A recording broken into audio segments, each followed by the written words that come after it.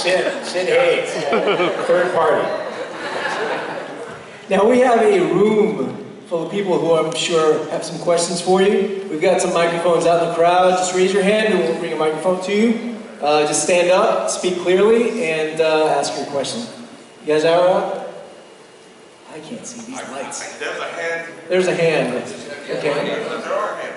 Okay, at the end of Devil's Rejects, you guys went out, you know, like cowboys in a hail of bullets. Is there any, like, chance that you guys might be maybe shooting, like, a prequel to the whole, like, you know, House of a Thousand Corpses, Devil's Rejects? I didn't die in this film. You bullshit.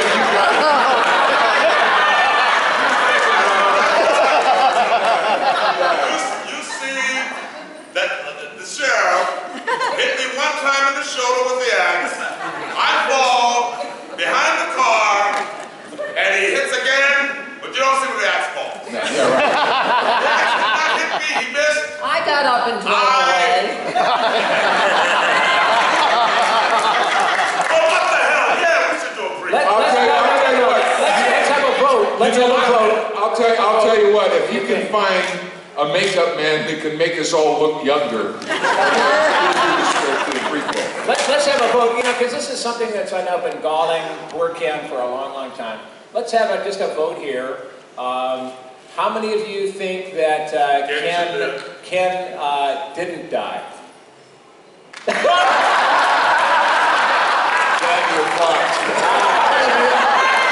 many of you think that Ken did die?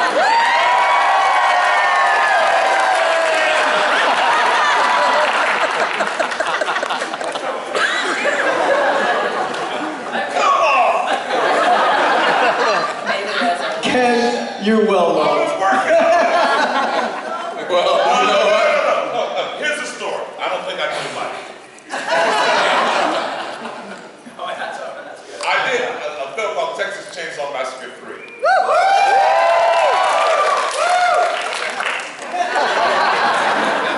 But R.J. Mihailoff, playing Leatherface, we're in the pool, he puts the chainsaw through my head, I sink under the water, and I'm a dead man. They went and tested the film in New York and a few other places, and the audience didn't like that I died. They just And they came. So I went back and got a call a month later, went back, and we re-shot with me having a scar and liver. Talked to Rob when I first got the film. I said, Rob, listen, the audience isn't going to like to die. And Rob said, no, Ken, you're going to die. I said, Rob, that makes sense, man. You're going to have to reshoot it. So this conversation went on for about 3 or 4 weeks. 6 months. Yeah.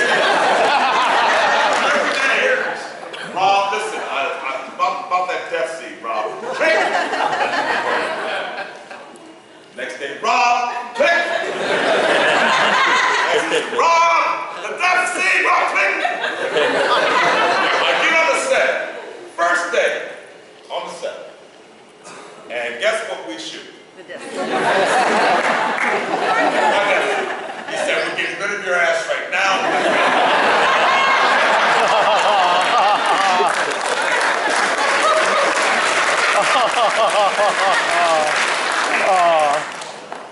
Line.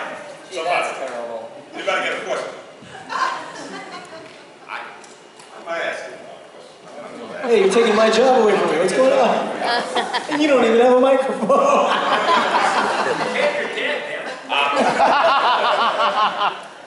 Axe didn't hit me. Wait, I'm sorry. Can you hear me? I get Yeah, speak up. Yes, I'm sorry. Yell into that thing.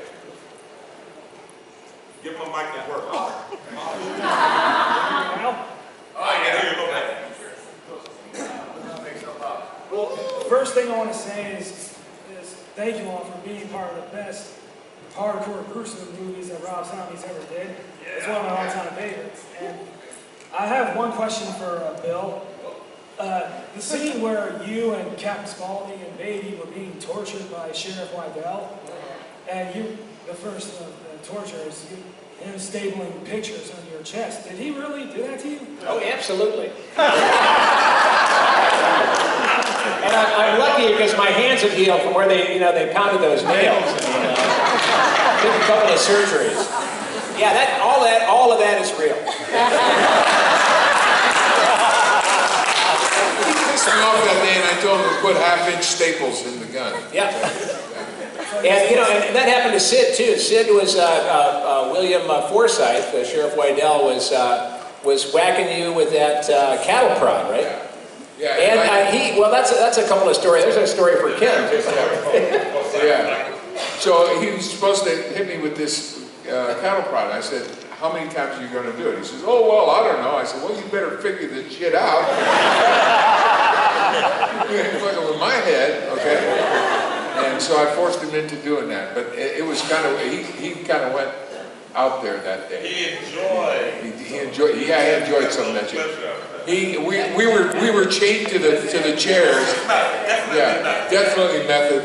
We were tied up in the chairs, and he's doing the torture thing, and then all of a sudden he just went away from the script. He went to Oz or someplace, and he started talking about us going on tour as a rock band or something. Listen to this. I said, "Why don't you shut your pie hole, you fudge fucking fudge bag?" Cut. That shit. That was interesting. Thank you. Yeah. Somebody else? Somebody yell at us? There's somebody right here with his hand up. Just go ahead and stand up. And, The other night we got to see the Devil's Rejects outside, and I've been around for a while and I haven't been scared, and I might have smoked a little bit too much pot. I kept saying I can't wait for Sid to come back on because this is one hell of a roller coaster ride. It was great. Well, it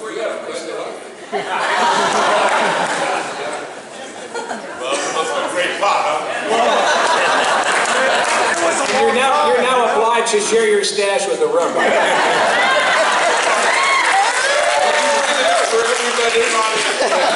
VIP party.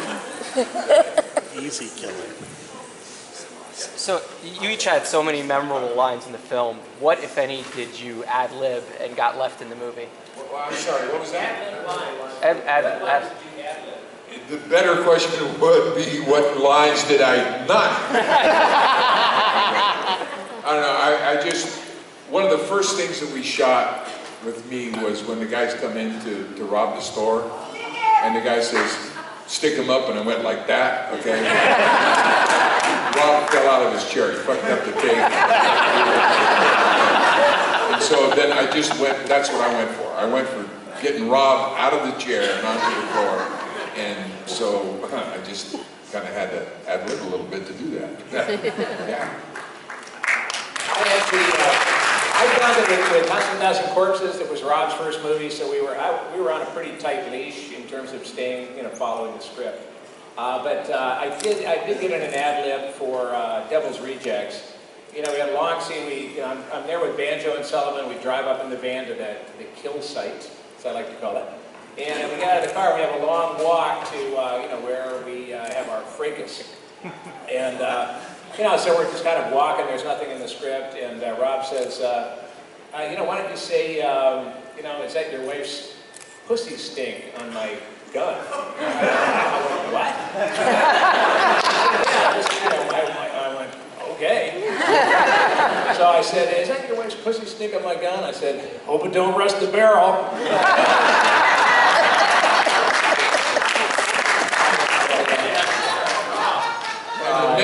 The menu for the DVD. I got the script for the menu for the DVD like at midnight the night before we were supposed to shoot it. And I came in the morning, I said, "Rob, I can't learn all of this shit in just like a short period of time like this." He goes, "You got the general idea of what's supposed to happen.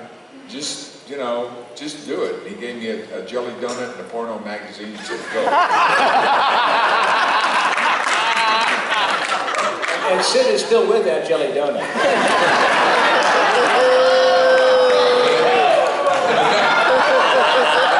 And the magazine is all stuck together.